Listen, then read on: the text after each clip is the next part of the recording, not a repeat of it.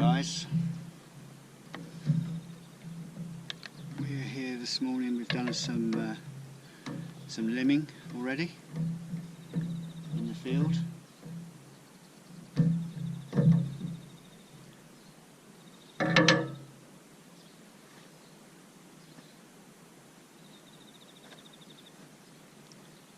I've brought the mill up from down the bottom, so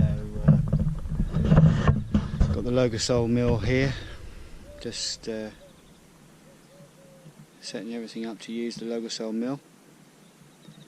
Got a few trunks tidied up, and we're working our way through out here in the field using the still full house chain, bucking billy grind, and we're just working our way through all the greenery. We're collecting up, taking it down to the burn pile with the dumper. It's all going in the bucket and getting rid of it all. So we're working our way through tidying up before we make any more mess. You can see now the skyline where we've taken out the trees and lowered everything down all along the fence line. They've still got to be tidied up, of course. I'm just giving them a chance to settle down a bit after they've been chopped. Started to water them now, so hopefully that will encourage them to grow. And then we've got to work our way through these, all snagged in up here. You can see the first one's gone out there, the big one went out the other day on the other video. And now we're going to work our way back through these, just leaving every other sort of metre, so every 3.5 feet, one tree, and trim that down so that that bushes out and makes a proper hedge. But before we cut any more of that down, we're going to just tidy up in here and try and get through this this timber, clear up, and then we'll take some more down. So we're going to be using the 390 for the mill. It's really what I bought the 390 for, although I do like using it, but I really bought it for the mill. So I've got a skip chain on now. I'm going to take the skip chain off, and I've got a ripping chain, which is an Oregon ripping chain. I'm sure most of you know the difference, but for those that don't, I will show you in a moment.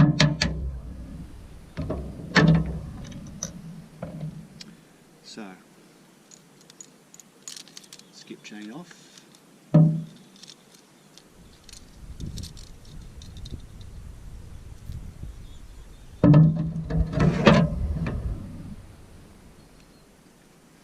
So here we have the skip chain, and we have a link missing between the teeth, so it's like every third, if you like. And this gives a nice smooth cut. It's quite a new chain. You can see the rakers are quite high, but it cuts very nicely, very smoothly.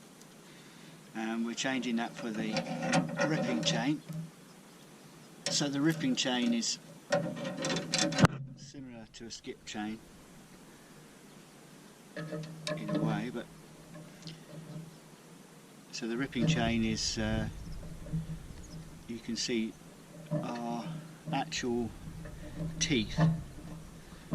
So the part of the chain that engages the wood is actually only half thickness, or half width I should say, and the angle of the tooth is much more aggressive. They're around 10 degrees, so you've got a 10-degree grind and a half width tooth, so it's only cutting half width, which gives you a much smoother longitudinal cut.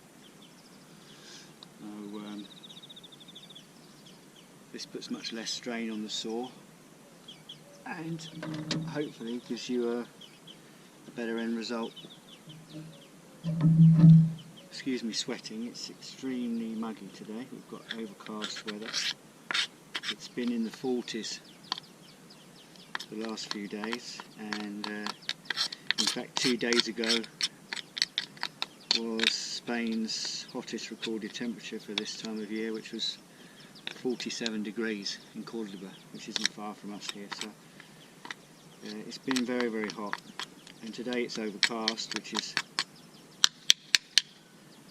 better in a way. Feels like you're not being cooked out here, but it's still very warm.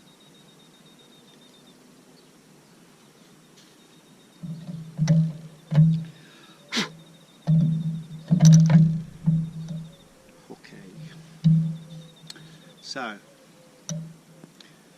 let's get our skip chain on.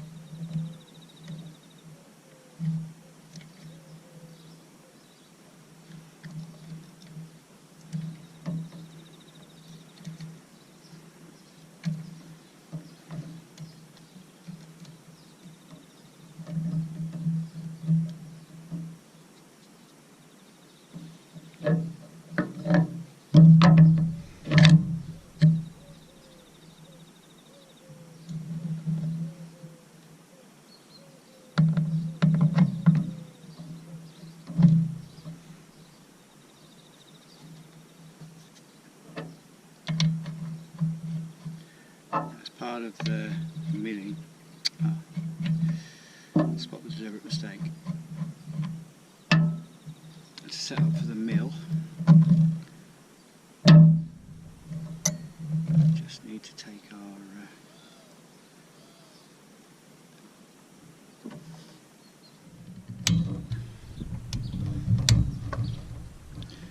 so we just take our dogs off. It stops them fouling anything while we're using the mill.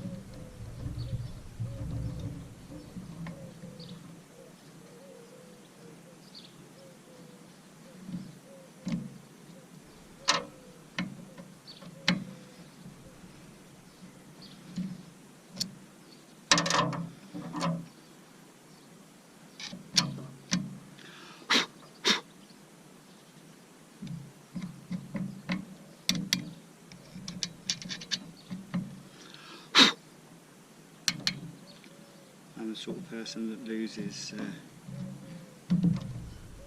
bolts quite well, so I'll put these back in. Threaded screws, I should say.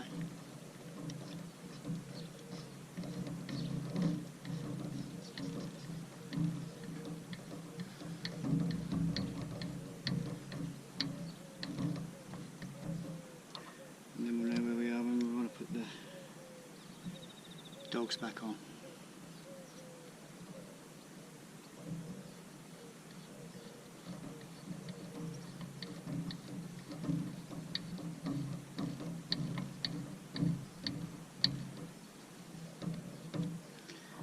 So, just removed.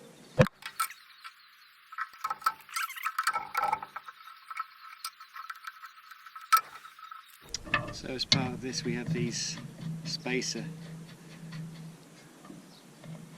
large nuts with a threaded end.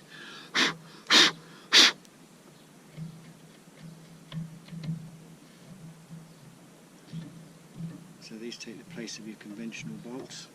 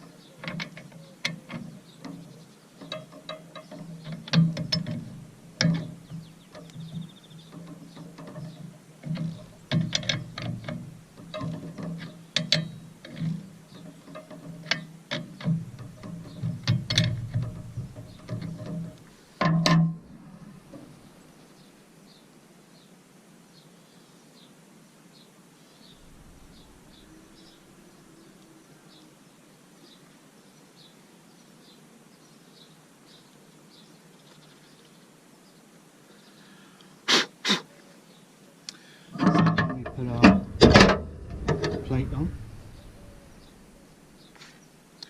These are the runners that go on the back edge of the top of the mill, and these are the spacers that run on the aluminium. So it's not too critical how this goes. I generally put it at the back. You get some movement, but I generally put it at the back to give myself the most bar. But it's not crucial.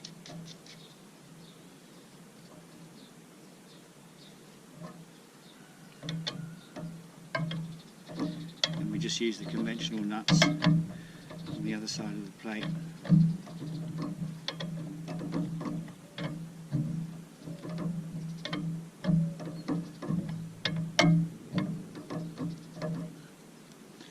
There we are, we're ready to mill. We've got our milling chain in place.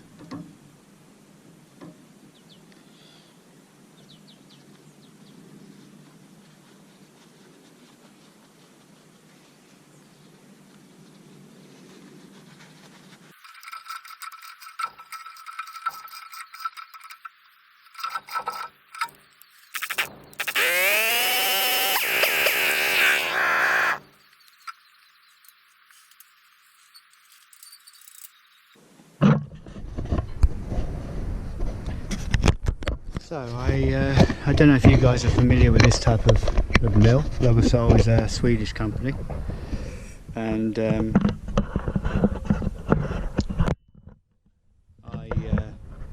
I like it. You can move it around on your own manually. Of course it all comes apart, but it's light enough just to move around and you know, put it on your shoulder in the centre and carry it around the place. So on each end you've got a ratchet system which is marked for your thickness of cut. So you've got a graduated scale on each end, and when you move the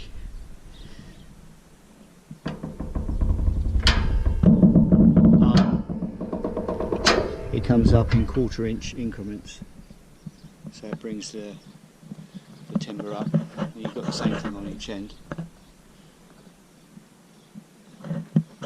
They've put the scale on the same side on each end, so that you don't have to walk around, you can work from the same side. So I'll just show you how the saw runs.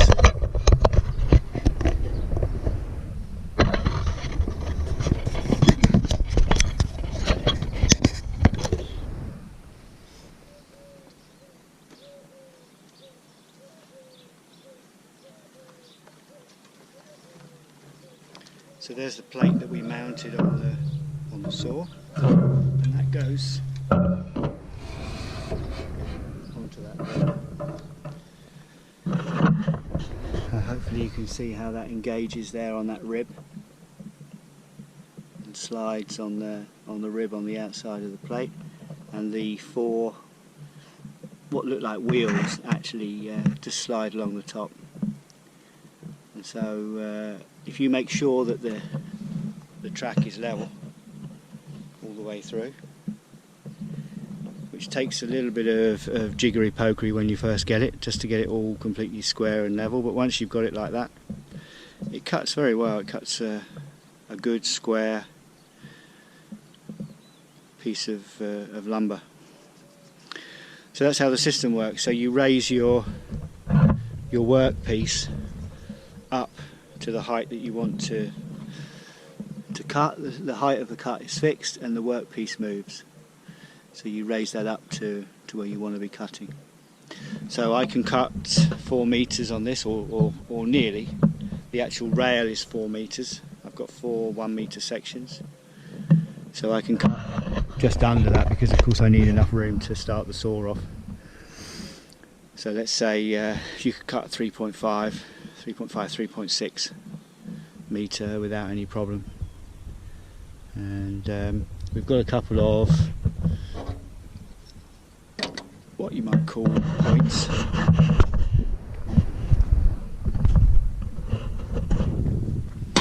So these mount,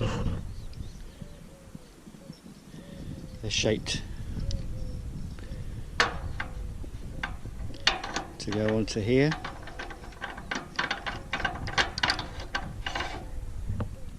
And they hold your workpiece. So your workpiece goes up against the vertical there. Same at this end.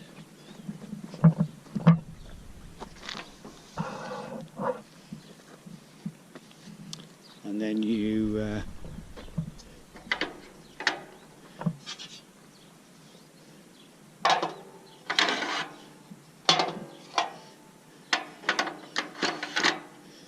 pin your workpiece in.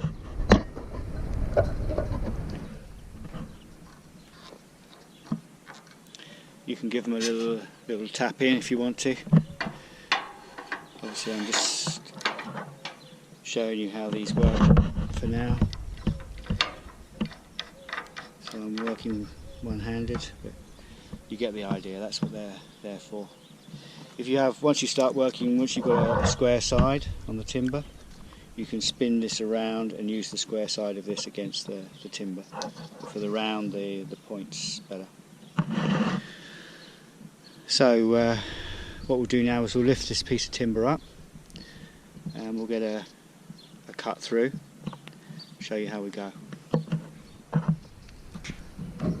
Okay guys, so I've set the height.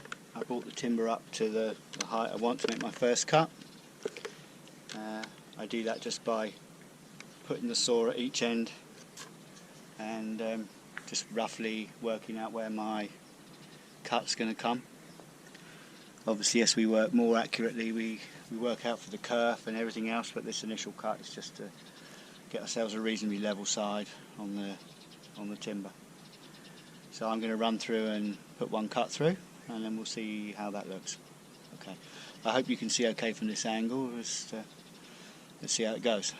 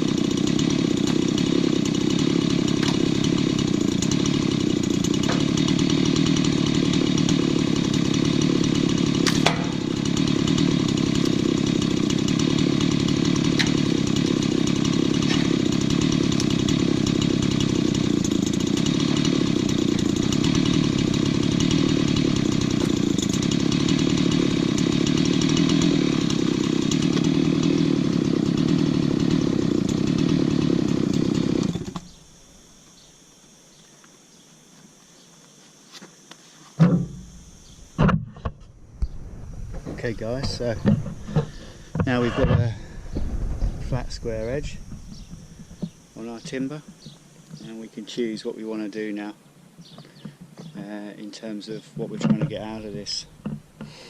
So you know, I've got plenty of stuff. I'm just going to try and get something out of each one. Lots of things to do in the garden.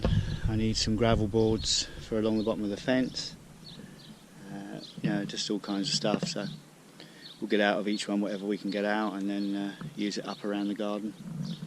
And all the little offcuts, as you saw, just get thrown in the burning pile and get used up for firewood. So a nice first cut. You get quite a good finish off that. Well, I can show you the finish. You get quite a good finish with that ripping chain, Oregon ripping chain. A couple of little bits here, a little bit rougher, but that's where we had a couple of little knots to get around, so really not bad. I mean, as I said, this stuff's not for joinery or anything, it's just being used up in the garden, so more than adequate. So I'm going to spin it over, flat side against the vertical, and then we'll do another cut. Okay guys, so I've rolled the log over. As you can see, I've got the vertical side against the vertical of the mill. I've set my height at the two ends using the saw where I want to mill through. Now I'm going to come through and cut off this vertical side at 90 degrees.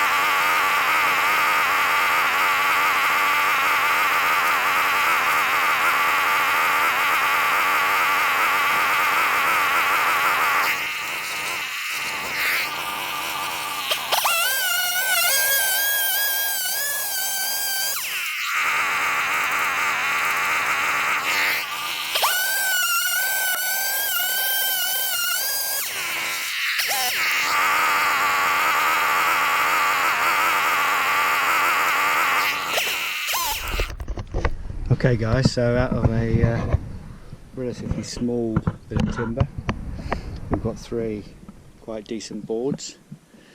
As you can see, I'm only prepared on one edge, so I've cut one edge, 2 flat sides. The boards are 1 inch, so 5 clicks on the ratchet system. Because each click is 1/4 of an inch, and I need to allow 1/4 of an inch for the kerf of the cut of the saw. So I'm coming up 4 clicks plus 1 for the kerf to give me an inch. So I've got 3-inch boards. When I use them, I'll dimension them on the table saw. Sorry, I couldn't remember the name of the saw then. On the table saw, because I've got a square edge to run against the fence, so I can just dimension them however I want. I've got some little repairs to do on our deck, and these boards will be perfect for that. I'll just cut them in to make some repairs on the decking where I've lost a few boards. So they'll be perfect for that. They'll also be useful for gravel boards. If I use them for gravel boards, I'll probably just keep the waney edge actually upwards, so you actually see that, make a bit of a feature of it, and just bring the earth in up the face on that side, so you'll actually see the top edge, make a feature of it at the bottom of the fence. So 3 quite decent boards, and then I've got some repairs to do on our sun parasol. It took off with the wind and went over the roof, and it broke some of the spars, and I just need some small, it's about inch by 3/4, something like that, which I'll run out of this on the table saw. Having 2 sides which are square, obviously you can run it on the table saw against the fence and you can cut out what you need, so it's more than long enough. I don't need this length. So ultimately I've got 3 boards, I've got leftovers for firewood, and I've got this which I'm going to use for making these pieces for the parasol. So hopefully that shows you how the Logosol Mill works. It's very, very easy to use on your own. You can do everything on your own. The only thing I would say, of course, is if you've got very heavy timber, you either need assistance, or, you know, in my case I've got the little machine, so I can lift it up with the machine and drop it onto the bars at the back. But otherwise you'd need to make yourself a little ramp. What people do, these adjustable tops actually drop down to this level here, so that height off the ground, which is about 18 inches, 450, that's how high you need to lift your timber. You can see there's a couple of slots in the back here, and they do actually make 2 ramps which go to the back here and click in, so you can roll, if you've got a cant, you can roll your timber up onto that level and then lift it up on the ratchets. So if you're lifting anything really big, you can work on your own. I've seen people do it on their own. These ramps are notched, so you go up a notch at a time and then you drop it onto there. But obviously having the little machine allows us just to lift up, and everything we've got here, apart from that one that's close to the machine now, which is quite a reasonable size, that's the one we just took out over here. In that gap you can see just between the end tree and the rest of the trees. I don't think I'll be lifting that up on my own, so that one I'll use the machine and I'll drop it onto here with the machine. Okay guys, I hope that's been a reasonable explanation. I'll run another one now and then let you see how that goes.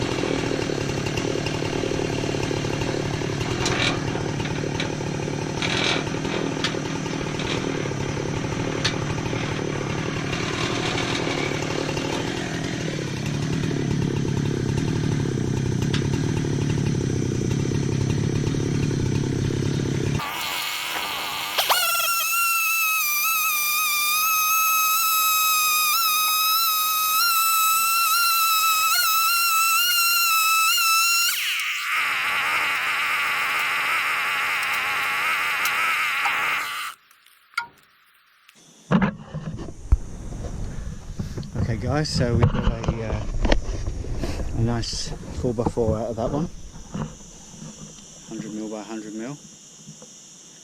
So it's a nice piece of timber to use. I mean, you could always dimension that up properly, plane it up and use it. Yeah, it's not bad. Quite a good finish off this. Hopefully you can see just a second. Hopefully you can see the finish. You know, it's really not bad off that ripping chain.